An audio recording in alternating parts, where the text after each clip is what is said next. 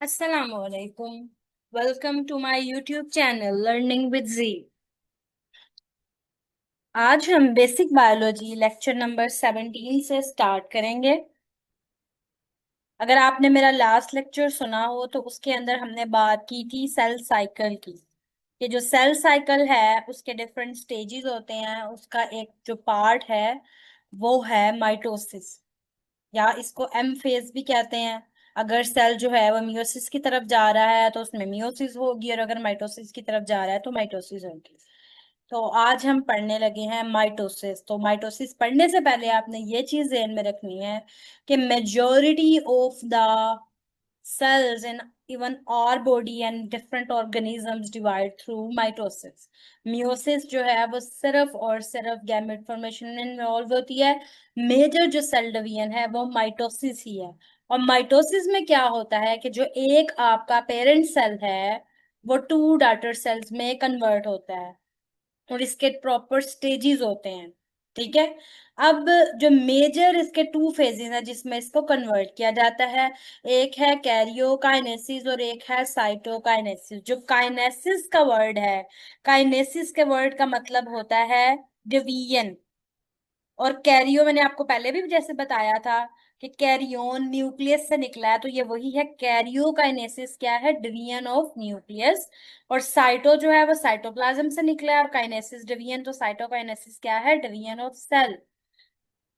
यानी पहले क्या होता है कि ये जो सारी सेल की डिवीजन हो रही होती है उसमें न्यूक्लियर मटेरियल जो है उसका वो सारा डिवाइड करेगा। और जब वो डिवाइड करके दो बन जाएंगे तो फिर सेल जो है अपने आप को दो में डिवाइड करके एक हिस्सा अपने पास रख लेगा, मतलब एक साइड पे, और एक जो है वो दूसरे साइड पे ले जाएगा। उस तरह दो एक जैसे बिल्कुल टोटली आइडेंटिकल सेल्स बन जाएंगे जिनके अंदर कोई फर्क नहीं। ठीक है, एग्जैक्टली सेम उनके पास सारा कुछ होता है क्योंकि सेम कॉपी ही डिवाइड होकर आई होती है। तो बेसिकली इन्होंने आपको स्टार्ट में क्या बताया है कि माइटोसिस जो है सेल डिवीजन है जिसमें टू डॉटर सेल्स बनेंगे। और माइटोसिस वो कह रहे हैं आमतौर पर न्यूक्लियर डिवीजन के लिए यूज किया जाता है, लेकिन इसके दो स्टेजेस हैं। एक कैरियोकाइनेसिस है जिसके अंदर न्यूक्लियस डिवाइड होगा, और एक साइटोकाइनेसिस है। अब इसके कैरियोकाइनेसिस के फोर स्टेजेस हैं: प्रोफेज, मेटाफेज, एनाफेज, टीलोफेज। इनको आगे हम नीचे डिटेल में देखेंगे। और साइटोकाइनेसिस में क्या होगा? सेल बस डिवाइड कर देगा, और इसका तरीका जो है वो प्लांट और एनिमल सेल के अंदर डिफरेंट होता है। अब हम डिटेल में देखेंगे कैरियोकाइनेसिस क्या है, मेटाफेज क्या, सॉरी क्या, कैरियोकाइनेसिस के डिफरेंट जो स्टेजेस हैं वो क्या है। तो बेसिकली यहाँ पर उन्होंने ना आपको पिक्चर नहीं दी हुई, तो बेहतर है कि हम इसको पिक्चर से समझें।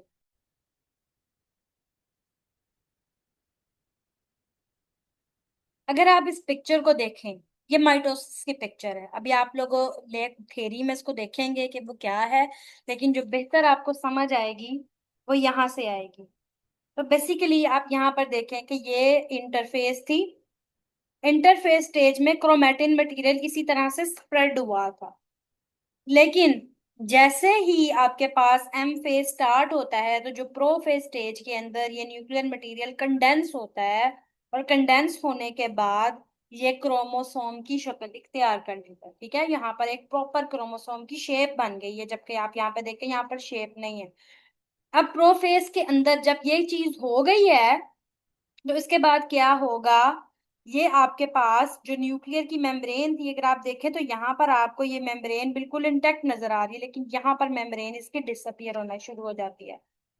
पहले सबसे पहले क्या हुआ? न्यूक्लियर मटेरियल कंडेंस हुआ, क्रोमोसोम्स की शक्ल बना दी, और ये जो न्यूक्लियर मेम्ब्रेन है ये यहाँ से अब डिस गायब होना शुरू हो गई है, खत्म हो गई है।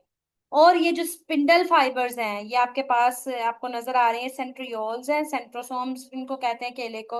अब ये जो सेंट्रियोल्स हैं ये इस तरह से अरेंज होने लग जाते हैं, और उनके दरमियान में स्पिंडल फाइबर बनना शुरू हो जाते हैं। ये आपके पास प्रोफेज खत्म हो गया है। अब नेक्स्ट स्टेज में क्या होगा? ये जो क्रोमोसोम्स हैं ये निकल गए, और ये जो आपके पास स्पिंडल फाइबर्स थे इनके ऊपर अटैच होकर इस तरह से मेटाफेज प्लेट बना देते हैं। एक सीध में क्रोमोसोम स्पिंडल फाइबर्स के ऊपर अटैच हो जाते हैं। ये मेटाफेज स्टेज है, और मेटाफेज प्लेट जो है ये इसकी निशानी है।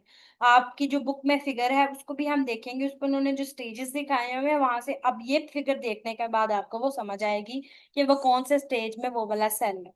अब उसके बाद क्या होता है, ये आप लोग, ये जो क्रोमोसोम बेसिकली बना हुआ है, अगर मैं आप लोगों को एक क्रोमोसोम की शक्ल बना के दिखाऊं,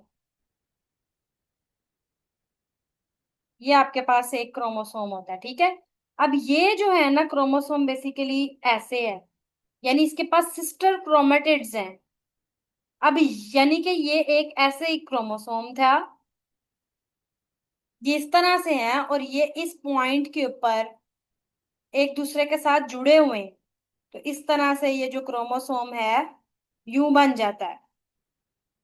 अब ये एनाफेज स्टेज में क्या होता है कि ये जो इनके दरमियान ये वाला लिंक था, ये जो आपको लिंक नजर आ रहा था, इस लिंक से वो इनको सेपरेट कर देता है। तो इस तरह से ये जो क्रोमोसोम आपको ऐसे नजर आ रहा था जो भी हमने बनाया, यहाँ पर एक जो लिंक था, वो लिंक अब खत्म हो गया और ये इस तरह से सेपरेट हो जाएंगे। तो ये इस तरह से आपके पास दो से अलग से सिस्टर क्रोमेटिड्स बन जाएंगी, और वो एक डिफरेंट पोल की तरफ जाना शुरू कर देंगी। तो यहाँ पर ये जो आपको ये डुप्लीकेशन नजर आ रही थी, ये डुप्लीकेशन अब खत्म हो गई। ये जो आपके पास इस तरह से बना हुआ था, हाफ उधर चला गया हाफ इधर आ गया, तो इसके पास सिंगल सिंगल क्रोमेटिड हो गए हैं।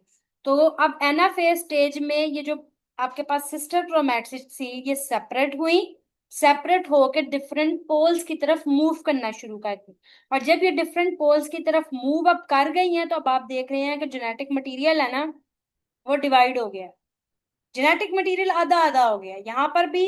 मतलब अब आप लेकर देखेंगे कि नंबर ऑफ क्रोमोसोम उतने ही हैं, बस यहाँ पर डुप्लेट था उनका, यहाँ पे सिस्टर क्रोमैटिड्स थी, लेकिन अब वहां पे मतलब वहां पर क्या हुआ है, वो सिंगल रह गया है, वो पूरा मतलब डबल नहीं रहा उसके पास। तो अब लेकिन यहाँ पे भी इनिशियली फोर थे, इधर भी अब फोर ही हैं, ठीक है। तो अब ये जब हाफ हो गया है तो अब हमारे पास जो टीलोफेज स्टेज है उसके अंदर क्या होगा, टीलोफेज स्टेज के अंदर अब इनका जो न्यूक्लियस जो प्रोफेज में डिसअपियर हुआ था वो न्यूक्लियस दोबारा आ जाएगा। और ये जो आपके पास सेंट्रियोल्स थे, इनकी ये स्पिंडल फाइबर ये सारा कुछ डिसइंटीग्रेट होकर वो भी एक उधर और एक इधर चला जाएगा। अब इस स्टेज पर जो न्यूक्लियर डिवीजन वाला काम था यानी कैरियोकाइनेसिस थी वो खत्म हो गई है। अब यहाँ पर क्या स्टार्ट हो जाएगी, यहाँ पर साइटोकाइनेसिस स्टार्ट हो जाएगी। साइटोकाइनेसिस में क्या होता है कि अब आपका जो सेल का साइटोप्लाज्म है वो भी डिवाइड होगा, और ये जो न्यूक्लियर मेम्ब्रेन है इसकी और न्यूक्लियर कैरियर सेलुलर मेम्ब्रेन है वो पिंच होने लग जाती है, और पिंच होके मतलब दरमियान से वो ब्रेक हो जाती है और सेल दो में डिवाइड हो जाती है। तो इन सब में आपने देखा नंबर ऑफ क्रोमोसोम वही रहे, लेकिन टू डॉटर सेल जो बन गया। अब यहाँ पर ये दोबारा से जो सेल्स हैं इनका ये जो पहले क्रोमोसोम की शक्ल तैयार कर ली थी इन्होंने, ये फिर से क्रोमेटिन मटेरियल उस तरह से बन जाता बिखरा हुआ।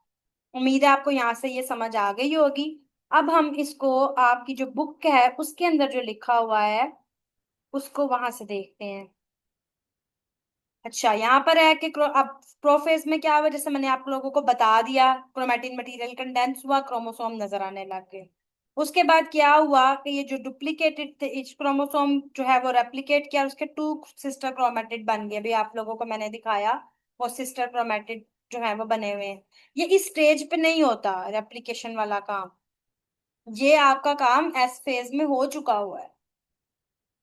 उसके बाद क्या हुआ, जो न्यूक्लियर मेम्ब्रेन है वो गायब हो गई है। इसको मैं एक दफा कंफर्म करूंगी और आप लोगों को दोबारा बताऊंगी, फिर मेरा ख्याल है कि ये काम एस फेज में होता है।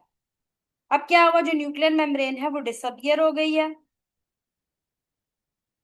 और सेंट्रियोल जो है वो पोल्स के पास चले गए। नेक्स्ट पेज में क्या हुआ, वो इक्वेटर में चले जाते हैं, यानी बिल्कुल सेंटर में चले जाते हैं, और उसको क्या कहते हैं हम, उसके लिए टर्म यूज होती है मेटाफेज प्लेट। और वो जो सेंटर में मैंने आप लोगों को डायग्राम बना के दिखाई थी वो मैं आप लोगों को फिर से ऐसे बना के दिखा देती हूँ। ये जो आप लोगों के पास क्रोमोसोम बना था, इसके ये जो सेंटर है ना इसको काइनेटोकोर बोलते हैं। तो वो जो स्पिंडल फाइबर्स थे ये आप लोगों के पास, फॉर एग्जांपल आप लोगों को समझें कि ये सेंट्रियोल्स हैं, और इससे जो स्पिंडल फाइबर निकले हुए, तो ये जो स्पिंडल फाइबर है एक इस तरफ से यहाँ से अटैच हुआ, और ये जो दूसरी ऑपोजिट साइड वाला था इसके अंदर है, और इसका इसका भी निकले हुआ जो स्पिंडल फाइबर है वो यहाँ से अटैच हुआ। तो यानी दोनों जो सेंट्रियोल्स थे उनके जो स्पिंडल फाइबर्स है वो काइनेटोकोर के साथ अटैच हो जाते हैं और उसको अपनी तरफ पुल करना शुरू कर देते हैं। तो एनाफेज स्टेज में ये पुलिंग स्टार्ट हो जाती है और ये इसको अपनी तरफ खींचेगा, ये इसको अपनी तरफ खींचेगा। इसके नतीजे में क्या होगा, ये सेंटर से जुदा हो जाएंगे। ये वाला पोर्शन इसके पास चला जाएगा और ये वाला पोर्शन इसके पास चला जाएगा। तो उसमें क्या हुआ, जो सिस्टर क्रोमेटिड्स हैं वो एक दूसरे से सेपरेट हो गए हैं और वो पोल्स की तरफ जाना शुरू हो गए हैं। ठीक है। इसके बाद टीलोफेज स्टेज में क्या हुआ, वो पोल की तरफ पहुंच गए हैं। अब क्या होगा, न्यूक्लियर मटेरियल दोबारा से डीकंडेंस होना शुरू हो जाएगा, न्यूक्लियर मेम्ब्रेन दोबारा से बन जाएगी और फिर सेल डिवीजन कंप्लीट हो जाएगी। न्यूक्लियर डिवीजन कंप्लीट होगी, साइटोकाइनेसिस अभी रहता है। ठीक है। अब यहाँ पर अगर आप इन, अब ये जो डायग्राम उन्होंने दी हुई है इसको अगर आप गौर से देखें, मैं थोड़ा सा इसको जूम करती हूँ, तो अब आप लोगों को इनकी समझ आएगी कि ये कौन से स्टेज पर है इस वक्त। अब ये जो आपको नजर आ रही है, आप लोग बता सकते हैं ये कौन सी स्टेज है।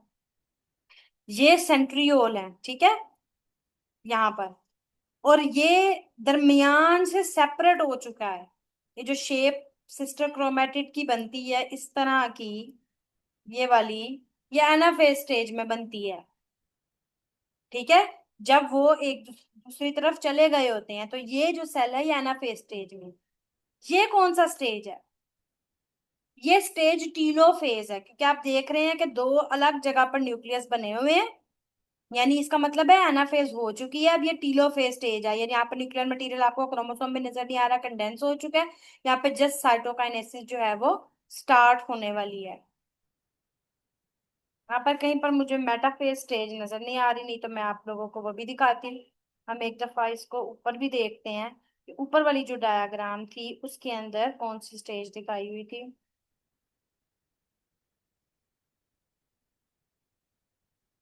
यहाँ पर भी मुझे मेटाफेज नजर नहीं आ रही, अलबत्ता ये टीलोफेज है, ये ऊपर नजर आ रही है। तो बेसिकली इस तरह की डायग्राम्स कहीं और भी हो तो आप लोग उसको देख के आइडेंटिफाई कर सकते हो, लेकिन पहले एक बेसिक डायग्राम आप लोगों को पता होनी चाहिए और ये आपको बनानी भी आनी चाहिए, या आप कोई गूगल से कहीं से भी देख लें और बिल्कुल बेसिक सी आप बनाना सीख लें। इससे आप लोगों को टॉपिक समझ भी आएगा और जो मतलब आप जो आप लिख रहे हैं वो आप लोग को बनाना भी आना चाहिए। अब एक दफा न्यूक्लियर डिवीजन कंप्लीट हो गई उसके बाद क्या होगा, साइटोकाइनेसिस स्टार्ट हो जाएगी। अब एनिमल्स में और प्लांट्स में ये साइटोकाइनेसिस का जो प्रोसेस है वो डिफरेंट होता है।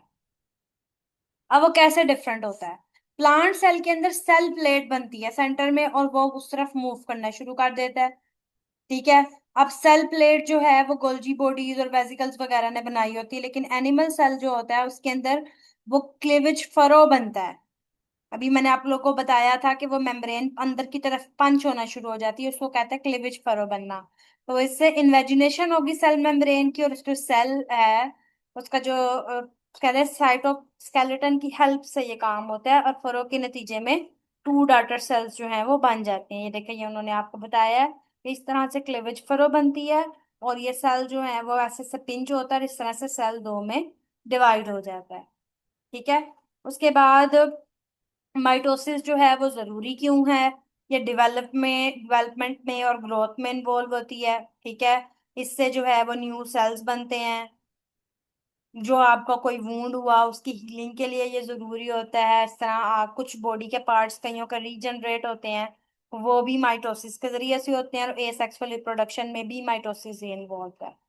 से आप लोग को पता होगा जो लिजर्ड है वो अपनी जो दुम होती है उसको उतार देती है, उसकी टेल दोबारा से आ जाती है, तो वो भी माइटोसिस के जरिए से होती है, उसको रीजनरेशन कहते हैं। इस तरह जो स्टार फिश है वो अपनी आर्म्स को रीजनरेट कर लेती है। ठीक है। अब उसके बाद उन्होंने कहा एरर्स भी हो सकते हैं, ये जो चेक पॉइंट है वो किसी तरह से अगर काम ना करें तो एरर आ जाते हैं, तो उसकी वजह से सीरियस प्रॉब्लम्स आती हैं जिनकी वजह से कैंसर भी हो सकता है, अनकंट्रोल्ड सेल्स। यानी चेक पॉइंट के अंदर कोई मसला आ जाए तो अनकंट्रोल्ड सेल डिवीजन होना स्टार्ट हो जाती है। उम्मीद है आपको मेरा लेक्चर पसंद आया होगा।